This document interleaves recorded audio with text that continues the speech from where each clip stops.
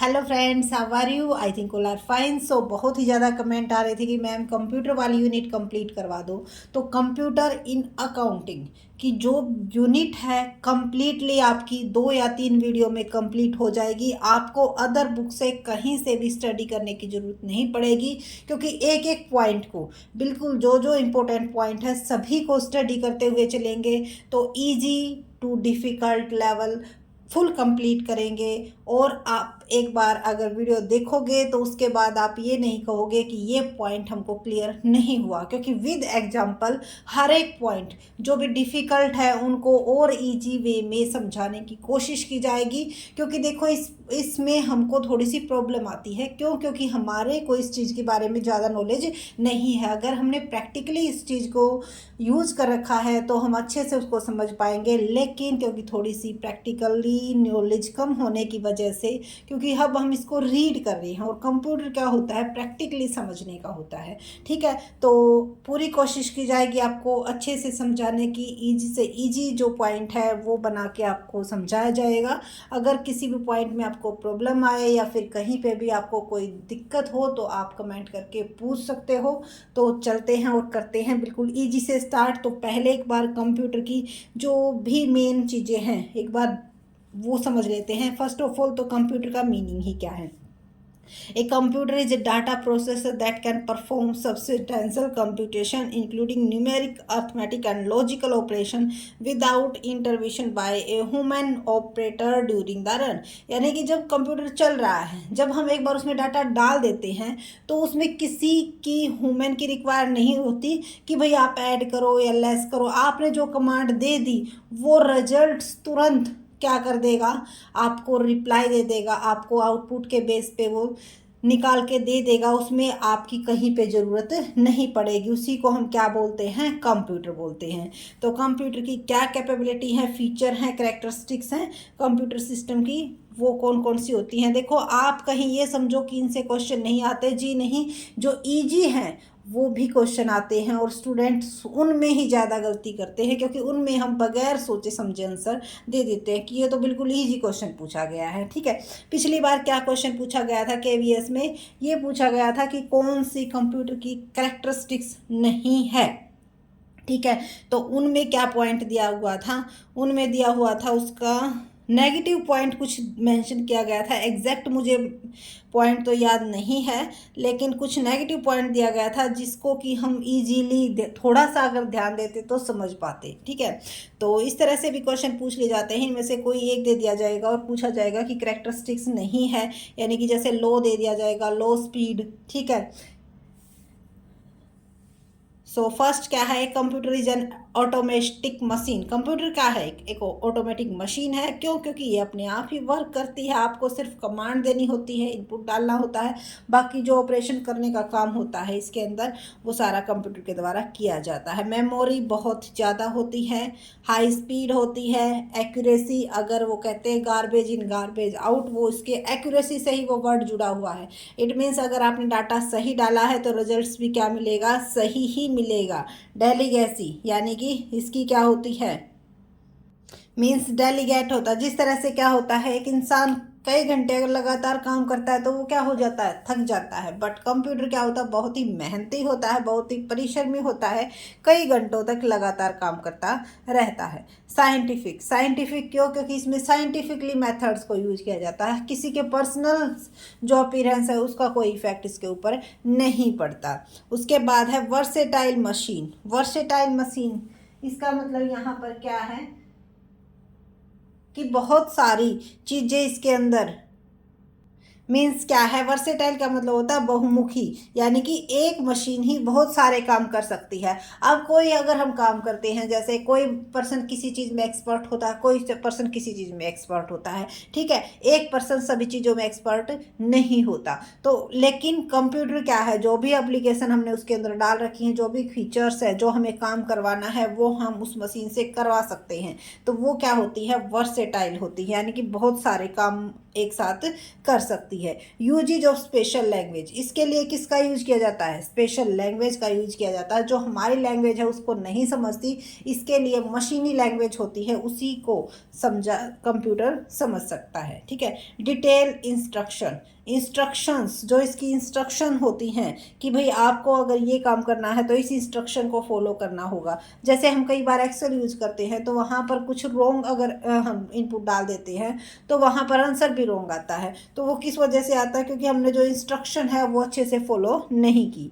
Use of binary system, binary system का use किया जाता है और ये बाइनरी सिस्टम जो है इससे हमारा क्वेश्चन भी बनता है। उस क्वेश्चन को भी हम सोल्व करेंगे कि बाइनरी नंबर्स को बाइनरी में कैसे कन्वर्ट कर सकते हैं, या फिर हमें बाइनरी नंबर दे दिया जाएगा और उससे ये पूछ लिया जाएगा कि ये किस नंबर का जो है बाइनरी नंबर है। ठीक है।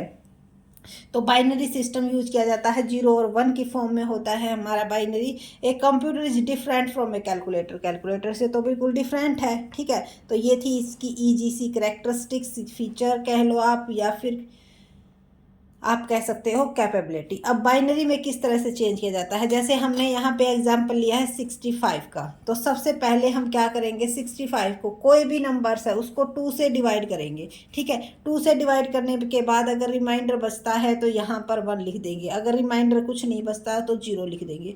तो इस तरह से करते चले जाएंगे और फिर जब हमें इस नंबर्स को लिखना है तो यहाँ पर नीचे से स्टार्ट करना होगा। ठीक है। नीचे से स्टार्ट करना होगा, 2 2 जा 1, यानी कि 1 बचता है हमारा, तो 1 0 0 0 0 1। तो अगर ये दे दिया जाए क्वेश्चन में तो ये किसका बाइनरी नंबर होगा? हमारा 65 का। और 65 को अगर बाइनरी में चेंज करने के लिए कहा जाए तो इस तरह से आप इसको इजीली चेंज कर पाओगे। और ये क्वेश्चन एक बार यूजीसी नेट में भी पूछा गया था। ठीक है। तो ये क्वेश्चन इसका बन जाता है, क्योंकि जो कैरेक्टरिस्टिक्स हैं वो थोड़ी सी ईजी वे में आ जाती हैं। बहुत ही रेयर होता है क्वेश्चन पूछना, बट बाइनरी का क्वेश्चन पूछ लिया जाता है। सो आई थिंक आपको क्लियर हो भी गया होगा कि किस तरह से आपको करना है। यहाँ से नीचे से स्टार्ट करना है आपको लिखना, और जो रिमाइंडर आपका बचा हुआ था ऊपर तक आपको लिख देना है। ठीक है। इससे कैसे भी क्वेश्चन पूछा जा सकता है, ये नंबर दे के ये क्वेश्चन पूछ सकता है, ये नंबर दे के ये क्वेश्चन पूछ सकता है। इसके बाद चलते हैं आगे। Limitation of computer system, computer system की लिमिटेशन क्या है? Absence of decision power, decision power की अब्सेंस होती है, अपने खुद के डिसीजन ये नहीं ले सकता। नो इमोशंस, इसके अंदर कोई इमोशंस नहीं होते। No mentally and socially knowledge. ठीक है। इसके पास खुद का दिमाग नहीं होता है, ना ही ये कोई भी क्वेश्चन अगर डालते हैं हम तो जो इसकी एप्लीकेशन, जो इसके सॉफ्टवेयर जवाब देंगे यूं का यूं डायरेक्ट जो है रिप्रेजेंट कर देगा। ये नहीं देखता कि भाई ये सोशली अच्छा है या नहीं है, सोसाइटी को कंसीडर करके नहीं चलता। क्यों? क्योंकि इसके पास अपना खुद का दिमाग ही नहीं है, खुद का इमोशंस ही नहीं है, इस वजह से ये यूज़ नहीं करता, यानी कि ये इसकी क्या हो जाती है, लिमिटेशन हो जाती है। ठीक है। एक क्वेश्चन पूछा गया था एलिमेंट ऑफ कंप्यूटर सिस्टम से कि कंप्यूटर सिस्टम के एलिमेंट कौन से नहीं है। तो एलिमेंट में हम वहाँ पे इनपुट और आउटपुट डिवाइस को लेकर चल लेते हैं, लेकिन वो नहीं होते हैं। एलिमेंट कौन से होते हैं? Hardware, software, people. इस चीज़ को जरूर ध्यान में रखिएगा। मैंने पिछली बार यही किया था, प्यूपल को नोट पूछा गया था और प्यूपल के ऊपर निशान लगा दिया था कि ये इसका कंपोनेंट नहीं होता, लेकिन ये इसका क्या होता है, एलिमेंट होता है। क्यों? क्योंकि प्यूपल ही किस चीज़ को यूज़ करेगा, उसके कंप्यूटर को, हार्डवेयर सॉफ्टवेयर को यूज़ करेगा, तो ये भी इसका क्या हो जाता है, एक इम्पोर्टेंट पार्ट हो जाता है। प्रोसीजर, जिस प्रोसीजर को फॉलो करेगा। Data, connectivity, connectivity means internet. ठीक है। तो ये हमारे किसके हैं, एलिमेंट है कंप्यूटर सिस्टम के। इस चीज़ को ज़रूर ध्यान में रखिएगा। तो हर एक चीज़ को आपके साथ डिस्कस करने की कोशिश की गई है, कोई भी पॉइंट हम छोड़ेंगे नहीं। तो वीडियो को पूरी ज़रूर देखिएगा ताकि कोई भी पॉइंट आपका रह ना जाए। उसके बाद है main commercial software, software used in business. तो मेन कौन कौन से हैं कमर्शियल सॉफ्टवेयर जो कि हम बिजनेस में यूज करते हैं? इलेक्ट्रॉनिक स्प्रेडशीट, इलेक्ट्रॉनिक स्प्रेडशीट ये किसके लिए यूज की जाती है, इस चीज़ को ज़रूर ध्यान में रखिएगा। पेरोल, यानी कि जब हम सैलरी वगैरह की बनाते हैं लिस्ट, तो उस टाइम पे हम किसको यूज करते हैं, इलेक्ट्रॉनिक स्प्रेडशीट को यूज करते हैं। या फिर हम क्या करते हैं, अगर हम ग्राफिकली रिप्रेजेंट कर रहे हैं या हम क्या कर रहे हैं, डेप्रिसिएशन अकाउंटिंग कर रहे हैं, तो उस टाइम हम किसको यूज करते हैं, इलेक्ट्रॉनिक स्प्रेडशीट को यूज करते हैं। उसके बाद है हमारा वर्ड प्रोसेसर में क्या किया जाता है, लेटर, क्योंकि देखो जब हम एमएस वर्ड को यूज किया जाता है उसी तरह से वर्ड प्रोसेसर में हम किसको यूज करते हैं, जब हम कोई डाटा लिखते हैं, यानी कि जब रिटर्न की फॉर्म में हम कहीं पे कोई संदेश, कोई लेटर, अपनी कोई कम्युनिकेशन कर रहे हैं, तो उसी में किसका यूज किया जाता है, वर्ड प्रोसेसर का। जैसे लेटर लिखना है, हमें किसके पास किसी को रिप्लाई देना है, या फिर हमें डेटर्स को रिमाइंडर करवाना है कि भाई आपको पैसे हमारे जो है पे करने हैं इस टाइम पे, या फिर हमें किसी को कॉन्ट्रैक्ट जो है हमारा वो हमने लिखना है, या फिर हम क्या करते हैं, कोई भी लेटर्स वगैरह टाइप करके जब हम भेजते हैं, तो कहने का मतलब ये है कि अगर हम किसी को रिकॉल करवाते हैं या फिर हम किसी कॉन्ट्रैक्ट को लिखते हैं, तो वहाँ पर हम किसको यूज करते हैं, वर्ड प्रोसेसर को यूज करते हैं। उसके बाद है डाटाबेस मैनेजमेंट। डाटाबेस मैनेजमेंट का मतलब क्या होता है, इसको हम डीपली अच्छे से समझेंगे। डाटा मतलब डाटा को मैनेजमेंट के लिए यूज करना, उसी को हम क्या बोलते हैं, डाटाबेस मैनेजमेंट बोलते हैं। यानी कि डाटा को हमने यूज किया है किस लिए, अपने बिजनेस को मैनेज करने के लिए, तो वो हमारा डाटाबेस मैनेजमेंट हो जाता है। उसके बाद है इस टॉपिक का जो लास्ट पॉइंट है वो है role of computer in accounting, या सॉफ्टवेयर कौन कौन से यूज किए जाते हैं अकाउंटिंग के लिए। तो देखो अकाउंटिंग के लिए फर्स्ट आपका general ledger, account receivable, account payable, inventory control, payroll accounting. First of all जो जनरल लेजर है, इसके थ्रू हम क्या करते हैं, जब हम डाटा डालते हैं कंप्यूटर के अंदर, तो अगर हमने ये सॉफ्टवेयर यूज किया है तो हमारी क्या प्रिपेयर हो जाती है, लेजर ऑटोमेटिकली हमारी जो है प्रिपेयर हो जाती है। रिकॉर्डिंग, क्लासिफाइड और समराइज्ड का जो काम है वो अपने आप ही कंप्यूटर का जो ये सॉफ्टवेयर है ये कर देता है। अकाउंट रिसीवेबल ये सॉफ्टवेयर क्या करता है, जो हमारा अप टू डेट का डाटा है, accurate accounts of the debtors, हमारे जो डेटर्स के जो अकाउंट हैं उन सब चीज़ों को मेंटेन करके चलता है, ताकि हमें रिमाइंड होता रहे कि भाई इतने पैसे हमारे पास आने हैं। अकाउंट पेएबल ये क्या करता है, ये सभी क्रेडिटर्स का हमारा रिकॉर्ड जो है वो संभाल कर रखता है। इन्वेंट्री कंट्रोल ये क्या मेंटेन करके रखता है कि जो हमारा स्टॉक है वो ना तो ज़्यादा होना चाहिए ना कम होना चाहिए, ताकि उसको क्या करके रख सके, कंट्रोल करके रख सके, हमें ज़रूरत कितनी है,